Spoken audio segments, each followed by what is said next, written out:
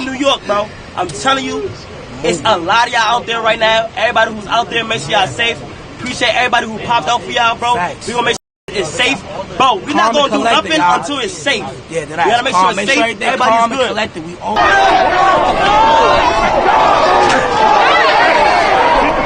Back up! You good? They splitting up. They splitting up. I'm next to him. Yo, I cannot go out there with the bus bag. We were attacked. My older brother just called and told me he saw a video of me getting hit in the head with an object. I want to do this. We want our young people to come out and gather and have fun. But when it gets to the point where they're disorderly, we want the parents to come and take control and let us take a step back. All right? Young people destroyed our vehicles. My car's destroyed. Commissioner Daughtry's car's destroyed. Other police vehicles destroyed. They destroyed food carts. They destroyed stores. When we started clearing the young people out here, young people ran through the streets of this city, taking plates off people who are outside dining, throwing their plates at police officers. He announced it on his Instagram feed. And look at this. It's basically become Are a they on mob top of scene the car? there. They're on top of cars. Yeah, this is Union Square. Well, Sandra, as you can see, I am standing next to the Union Square subway station entrance where it looks like it was closed off because of construction. But look up on top of that. That's what's happening on top of the subway station entrance. There's, I can't even count, countless people up on top of there. They're climbing it right now, as you can see. In fact, Hector, if you can pan to your left, they're actually on top of the statue here at Union Square. Clearly, you're looking at a very dangerous situation with this car now driving pretty fast with those people clinging on to the side and top of it. It's mind-boggling. It's mind-boggling why they're not stopping to let these people off the car. And the guy you just saw is Cenat, a absolutely ginormous social influencer on TikTok, YouTube, Twitch. He's one of Twitch's largest streamers. His streams can be quite entertaining. He's 21 years of age, but ultimately he has a very large following of millions of fans. What happened over the course of this week is absolutely crazy, and I want to talk about it and respond to some people who are really, really irritating and frustrate me beyond words can describe. So what happened over the weekend is he wanted to give back to fans. He made a video on social media and his socials, and he was like, hey, I'm going to give away a PS5, a PC, gaming accessories, gift cards. I want everyone to meet me downtown New York, Manhattan, in the plaza. I want to say this for the record. It doesn't matter how wholesome you want to be or your intent, things can go wrong if you don't plan accordingly. And this is one of those situations where Cenat could have done better had he planned with, I don't know, a group or a specific company that specializes in organizing events like this. Cenat made a mistake here. There's nothing wrong with acknowledging that. After he announced this ginormous giveaway, right, thousands of people showed up. Thousands. It was so many people that it blocked lanes of traffic, it blocked bike lanes, it blocked emergency vehicles, it blocked the subways. It became a chaotic hazard to where riots started breaking out. And in these riots, things happened to innocent people. Businesses were vandalized, people's belongings were stolen, people's cars were destroyed, beaten, broken. What he expected was going to be a small giveaway event in public space turned into a chaotic frenzy of people taking advantage of the situation to harm innocent people. Now, obviously, I don't believe that his intent was to incite a riot. I believe that he had wholesome intentions, and ultimately it was a mistake on his end for not going in and planning. And mind you, this guy is 21 years of old. He's young. He's a multi-millionaire. He has the money to organize an actual event at a convention center or someplace where you can have the safety, precautions for this amount of influx of people. I'm sure you've went into the local McDonald's and you see, little signs that say occupancy 100, right? The reason you have buildings and even subway stations and just places in general have limits on how many people can be in a building at a time, because because of code. This may be annoying, and maybe you think I'm a little finicky with this, but the reason we have these codes of population control of how many people can be in a building is because if you have a place like a McDonald's with 100 people can be in that building at a time, and then all of a sudden you have, let's say, 5,000 It's a fire hazard. It's an emergency hazard. People get trampled to death. People can die. People can get crushed from crowds. We saw what happened just, a year and 2 years ago with that ginormous concert that somebody did, and the proper planning did not go, and people were severely harmed and injured with stampedes of people. So why am I talking about this story? What relevancy does it have? Well, it just, there's a point to all this. And the point is not so much about Cenat, Hasan Piker, and some other person who I don't even know and I don't care to know, who decide to interject themselves into some of the dumbest takes or opinions that you can possibly have. Look, I'm not a political streamer. I don't pretend to know about politics. But what I do know is that Hasan Piker is a Twitch streamer and part of the H3 podcast, and I hate the dude. Genuinely, authentically cannot stand him. I think he's one of the most unintelligent political streamers, if you can call him that there is. And the majority of what he says is just so fundamentally wrong, and he is so out of touch of reality on most things he talks about.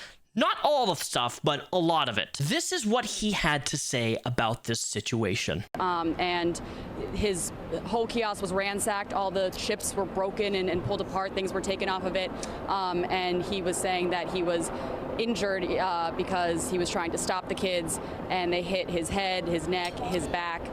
The gentleman is in his 60s. And, you know, he was talking to EMTs that were there and talking to the police that were there, giving them a report of what happened. But, you know, a totally just innocent victim in all this, that he was just doing his job, going about his day, and his business got ransacked there. But from where we are here, you know, it does that the officer of circumventing them in that sense. And from my perspective, that's... I despise local media, dude. There you go. There is no better representation of how dog water local media is, and how much they exacerbate like narratives that you see on Fox News. What role they play in the boomer reactionary pipeline. Local media talking about $3 worth of Doritos like, you know, there was a bank run or some shit. Like, also want to make it seem like, you know, this is a riot that was completely out of control.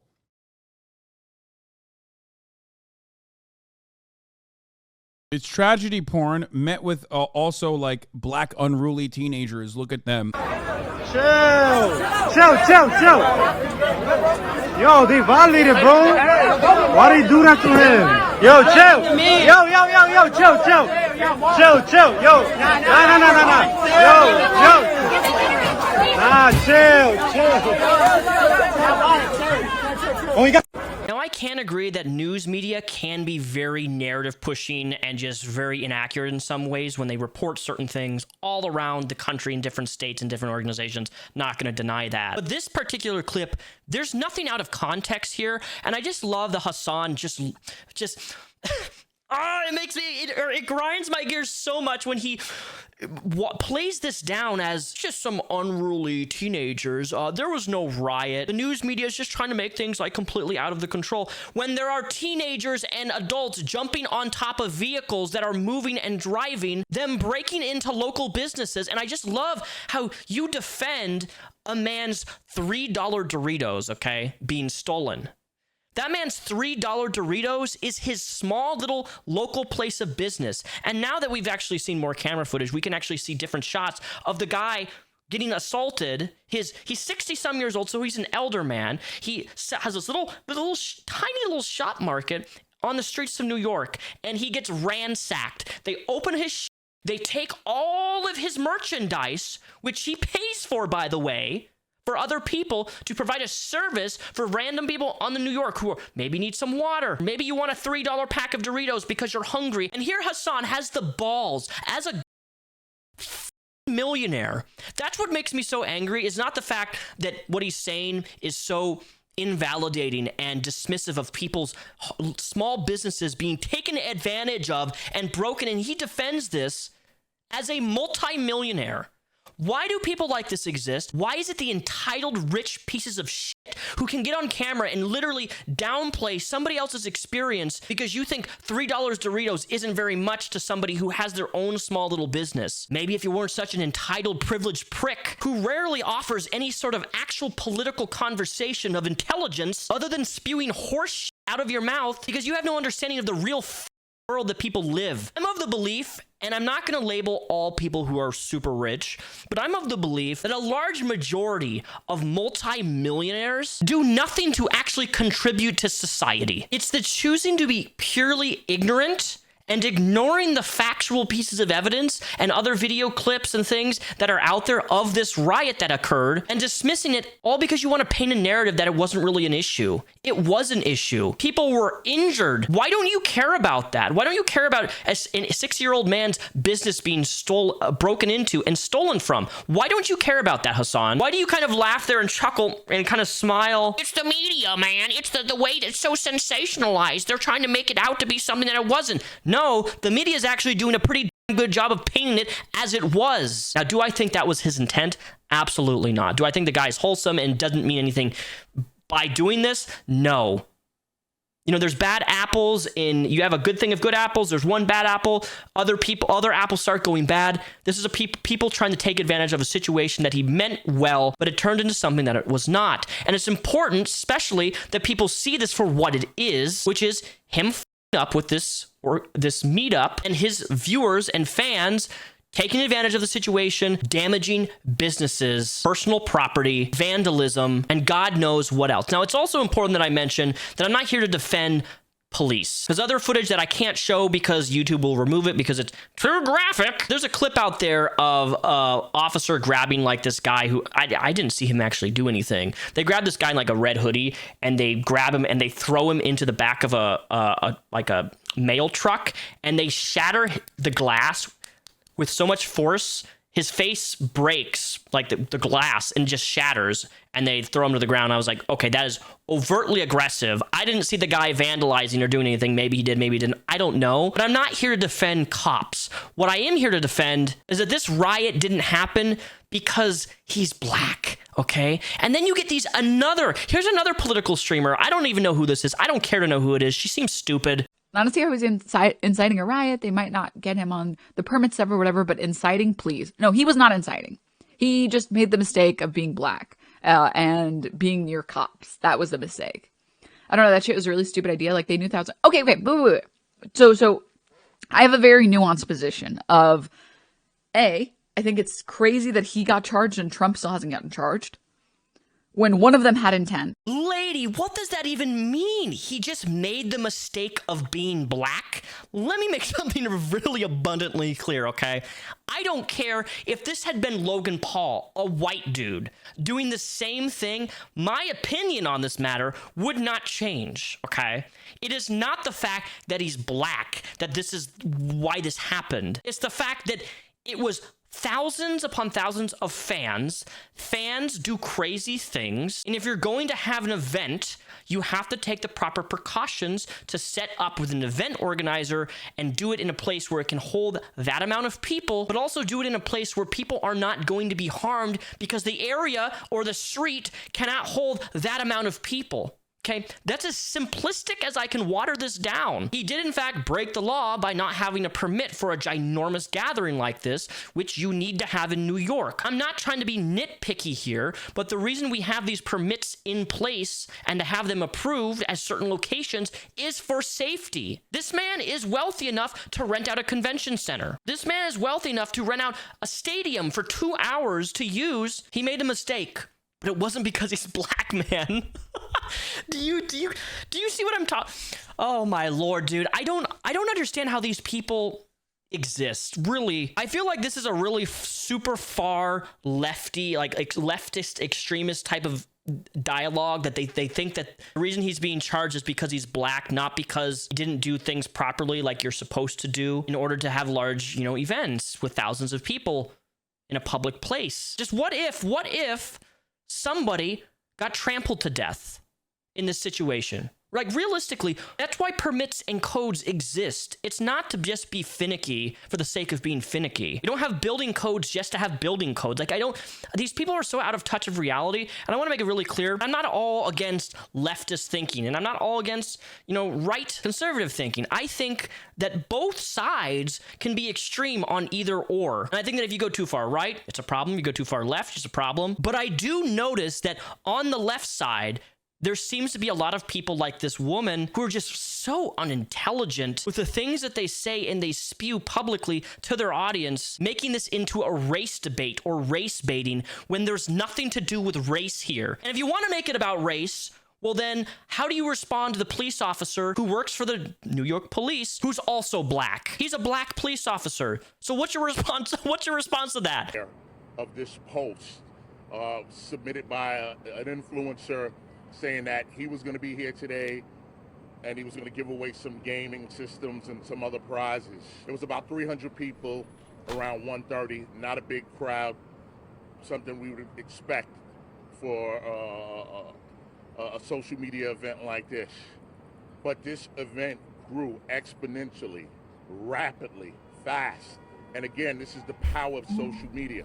The power of social media. There were thousands of young people here at this event. This wasn't a permitted event, it wasn't a sanctioned event. As the crowd grew, our response grew. We called the level 1 mobilization, a level 1 mobilization. When the crowd got bigger, we called the level 2 mobilization. As the kids started becoming more and more unruly and disorderly, we called the level 4, a level 4 mobilization, all right? So again, we continue to make sure our response grew as the crowd grew. And it got to the point we were able to get the influencer out, and at that point we were trying to take control of the scene. All right, we wanted the kids to just comply with us and leave, but we were met with a lot of resistance. We were attacked. My older brother just called and told me he saw a video of me getting hit in the head with an object. It was a very tough situation out here. Parents, and I have to commend, there were some parents who came out here. There were parents who called. There were parents who came to us and said, I believe my child's in there. I want to get my child out of there. But I had thousands of kids out there. I needed thousands of parents out there, all right? We don't want to do this. We want our young people to come out and gather and have fun. But when it gets to the point where they're disorderly, we want the parents to come and take control and let us take a step back, all right? Young people destroyed our vehicles. My car's destroyed. Commissioner Daughtry's car's destroyed. Other police vehicles destroyed. They destroyed food carts. They destroyed stores. When we started clearing the young people out here, young people ran through the streets of this city, taking plates off people who are outside dining, throwing their plates at police officers, all right? After I spoke to you the first time earlier, a 17-year-old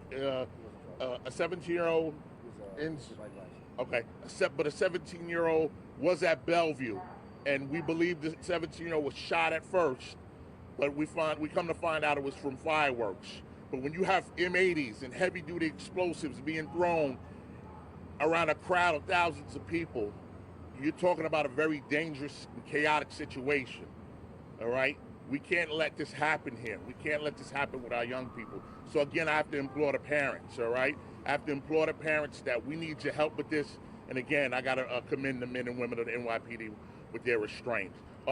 65 arrests, 30 of them are juveniles. The influencer is charged. He's going to be charged with multiple counts, at least 2 counts of inciting a riot, unlawful assembly, and a few other charges. There's conservative thinking and opinions, and there's leftist thinking and opinions. I've always tried to maintain a middle ground on everything. Just some political issues and social issues that I lean more leftist and more right on some. But currently on this day and age of the internet, I really feel like people are just going too extreme on either side, and it's creating divisiveness where divisiveness doesn't need to exist. And this political streamer is just one of many who contribute to that, because she says things like the mistake was him being black. How do people get away with saying things like this? I don't know, man. What do you guys think? What do you think of this whole situation? He made a mistake not taking the proper precautions, and people took advantage of the situation. It unfortunately, that happens. The question then remains is what can you do to avoid it happening in the future? His court date's on August 18th, I think, and we'll see if he gets charged or not. I don't know if he will or will not. I'm going to guess probably not if he has a really good lawyer. If anything, I think at the end of the day, we can really come away with influencers need to understand that some influencers have way more power than they think. And if you use that power, in this instance, you need to be aware of your surroundings and the potential impact and it can have on other people in those surroundings. That's all I got to say. If you've made it this far in the video, I just want to say thank you for watching it all the way through, and to remind you guys that I stream on Kick, kick.com/Repzion. I've been streaming a lot over there recently, and it's been absolutely a blast playing video games and just overall interacting with my fan base on a more personal level than videos can provide. That said, my GoFundMe is still ongoing. If that you want to see and read over that, it would be awesome if you could contribute in any way possible. Legal stuff has been really crazy and still ongoing as we speak, and I'm still giving back to you guys, anybody who does $25 or more. Over the last month, I've been doing Discord calls with you guys, and it's been incredible getting to know you guys one-on-one for a contribution of my GoFundMe that I'm doing, and it's just been an incredible experience, and I appreciate you guys so much, and thank you for watching the video. I hope you guys have a fantastic rest of your week, and next week's video is going to be on just pearly things, so hold on to your butts.